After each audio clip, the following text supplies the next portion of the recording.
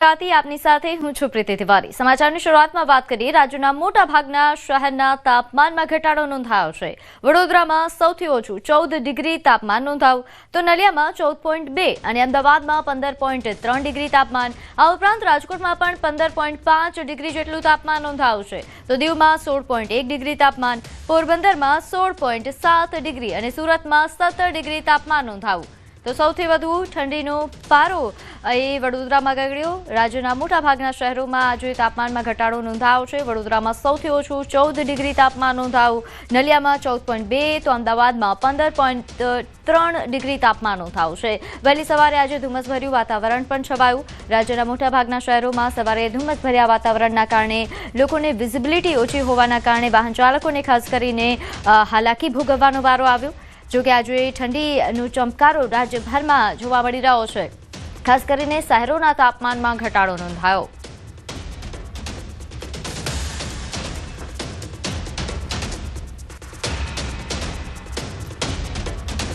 અમદાવાદ શહેરમાં ઠંડીનો ચમકારો જોવા મળ્યો। હાઈવે પર વહેલી સવારે ધુમ્મસભર્યું વાતાવરણ સામે આવ્યું। શહેરના વાતાવરણમાં 2 દિવસમાં 3 ડિગ્રી જેટલું તાપમાન ઘટ્યું છે। તાપમાન ગગડતા અમદાવાદમાં ઠંડીનું પ્રમાણ વધ્યું। હાલ ઉત્તર પૂર્વના પવનો ફૂંકાઈ રહ્યા છે। હવામાન વિભાગની આગાહી મુજબ આગામી 5 દિવસ તાપમાન યથાવત રહેશે।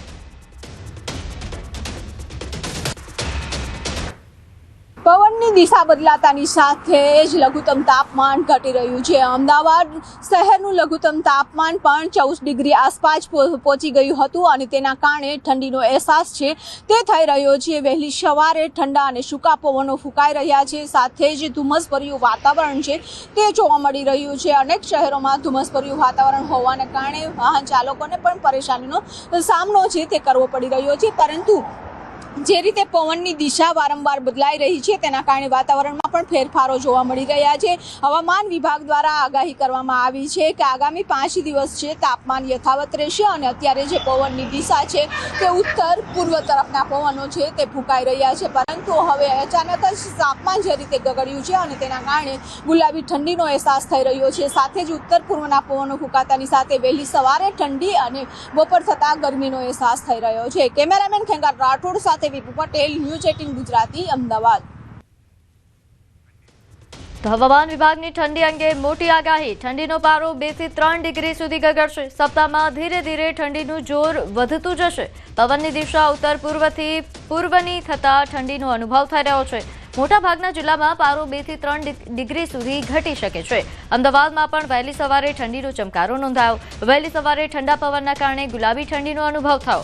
મોટાભાગના જિલ્લાઓમાં તાપમાનનો પારો ગગડ્યો છે। જો સવારે ઠંડી વધુ હોય તો અહીં ખાસ કરીને વહેલી સવારે ઠંડી વધુ હોવાના કારણે લોકોને હાલાકી ભોગવવાનો વારો આવ્યો છે। ઠંડીનો પારો 2 થી 3 ડિગ્રી સુધી જઈ શકે છે। સપ્તાહમાં ધીરે ધીરે ઠંડીનું જોર હજુ પણ વધતું જશે તેવા પ્રકારની હવામાન વિભાગની આગાહી છે।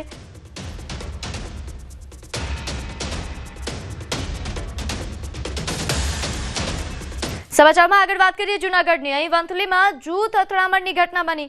ટીનમસ ગામે જૂથ અથડામણ સર્જાયું। રિક્ષા રોકવા જેવી બાબતમાં બવાલ થઈ અને સામસામે 13 લોકો સામે ફરિયાદ પણ નોંધાઈ છે। જૂથ અથડામણ સીસીટીવીમાં કેદ થઈ। પોલીસે ફરિયાદ નોંધી વધુ તપાસ શરૂ કરી। તો જૂથ અથડામણના સીસીટીવી દ્રશ્યો પણ સામે આવ્યા છે, જેમાં જોઈ શકાય છે કે અહીં 2 સામસામે જૂથો વચ્ચે અથડામણ થઈ, જેમાં મારામારી સર્જાતા ફરિયાદ પણ નોંધાઈ છે। પોલીસે ફરિયાદ નોંધીને વધુ તપાસ પણ શરૂ કરી છે। સામસામે ફરિયાદ નોંધાઈ છે। વધુ વિગત સાથે મારી સાથે સંવાદદાતા અમાર જોડાઈ ગયા છે। અમાર, આ જૂથ અથડામણને લઈને શું અપડેટ? ચોક્કસ કે જે રીતે વંથલીમાં છે તે 2 દિવસ પહેલા એક જૂથ અથડામણ થઈ હતી અને જૂથ અથડામણમાં કુલ 13 લોકો સામે છે તે ફરિયાદ નોંધાઈ છે। ખાસ કરીને જે ટીનમસ ગામ છે વંથલીનું અને ત્યાં આ જૂથ અથડામણની ઘટના બની છે।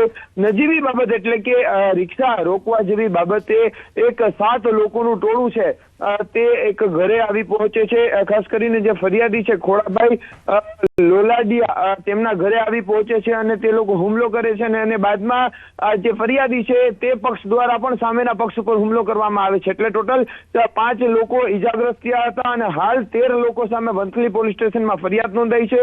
આ ઘટનાના સીસીટીવી પણ સામે આવ્યા છે। આ સમગ્ર મામલે ફરિયાદ નોંધાતા પોલીસે વધુ તપાસ છે તે શરૂ કરી છે। જી। જે બિલકુલ આ ઉપરાંત અમાર જે રીતે જોઈ શકાય છે સીસીટીવી દ્રશ્યોમાં કે અહીં એક આધેડ કે જેમને વધારે ઈજા પહોંચી હોય તેવું લાગી રહ્યું છે, તે બેહોશ પણ થઈ રહ્યા છે, તેમની હાલ સ્થિતિ કેવી છે અને ખાસ કરીને જે આ બબાલ સર્જાઈ તેને લઈને પોલીસ કેવા પ્રકારની કાર્યવાહી કરશે, કોઈ પ્રતિક્રિયા પોલીસ તરફથી? ચોક્કસ કે જે રીતે બે જુદી જુદી ફરિયાદ નોંધાઈ છે અને બીજી તરફ જે આધેડની વાત કરીએ તો જે ખોડાભાઈ છે તેમને અને જે તેમના પક્ષના જે લોકો હતા તેમને ગંભીર ઈજાઓ પહોંચી છે. જે આધેડ છે તેને માથાના ભાગે ગંભીર ઈજાઓ પહોંચતા તેમને હાલ સારવાર આપવામાં આવી રહી છે. તો બીજી તરફ જે રીતે પોલીસ દ્વારા હાલ આ તમામ જે આરોપીઓ છે તેની અટકાયત કરવા માટેની પણ પ્રક્રિયા છે તે શરૂ કરી દેવામાં આવી છે. આખી ઘટના બની હતી એટલા માટે કે જે ખોડાભાઈ લોલાડિયા કે જે ફરિયાદી છે તેમની દીકરીએ 1 વર્ષ પહેલા પ્રેમ લગ્ન કર્યા હતા અને તે તેના ગામમાં આવ્યા. રિક્ષાની અંદર તેમની દીકરી પસાર થઈ રહી હતી ત્યારે જે ખોડાભાઈ છે તેમના દ્વારા રિક્ષા રોકવામાં આવી અને રિક્ષા રોકવામાં આવતા જ જે રિક્ષા ચાલક છે તેના પુત્ર અને તમામ લોકો ઉશ્કેરાઈ ગયા હતા અને બાદમાં આખી ઘટના છે તે બની હતી અને આ ઘટનાએ એક રૌદ્ર સ્વરૂપ ધારણ કર્યું હતું અને બંને જૂથ વચ્ચે મારામારી થતા કુલ 5 જેટલા લોકો ઈજાગ્રસ્ત થયા હતા. 13 લોકો સામે ફરિયાદ છે અને પોલીસે આ સમગ્ર દિશાએ તપાસ હાથ ધરી છે. જી આભાર માહિતી આપવા બદલ.